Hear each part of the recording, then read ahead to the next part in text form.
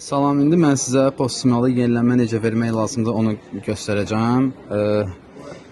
Postmalda gün ərzində öyrəniş olsa, məsləhət ki, gün sonu çıxardasınız postmaldan, ondan sonra bu dediklərimi eləyəsiniz. Deməli, daxil olsun menyu, PD settings, admin settings. Bu kodu sizə qeyd edirəm necə yazmaq lazımdır. Postmal arxası seriya nömrəsi var. Burada 952 565 nöqtədir, bu yuxarıdakı. Son 4 rəqəmi yazsınız. 2565. İndi bu postmalda 2565. Hər postmalda öz kodu olur da müvafiq olaraq. Və postmalda hazırda saat neçədə 16:01 məsəl üçün onu yazsınız. Burada 16:01-in yerinə 4:01 də yazıla bilər. Onda da 16:01 yazırsınız. 16:01.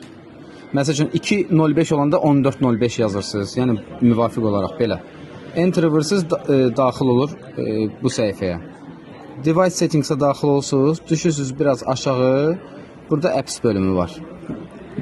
Bu siyahı açılır. Düşürsünüz ən aşağı. Orada ilk öncə bu aşağıdakına daxil olursunuz. Sonra bu birinci storage'yə daxil olursunuz. Clear data eləyirsiniz, OK vurursunuz. 2 dəfə geri eləyirsiniz. Aşağıdan ikinciyə daxil olursunuz. Eyni qaydada storage, clear data, OK. Yenə 2 dəfə geri eləyirsiniz. Capital Banka daxil olursunuz. Eyni qaydada storage, clear data, OK. Yenə 2 dəfə geri eləyirsiniz. Son olaraq siyahıda ən birinci proqram agent. Ora daxil olursunuz storage, clear data, OK.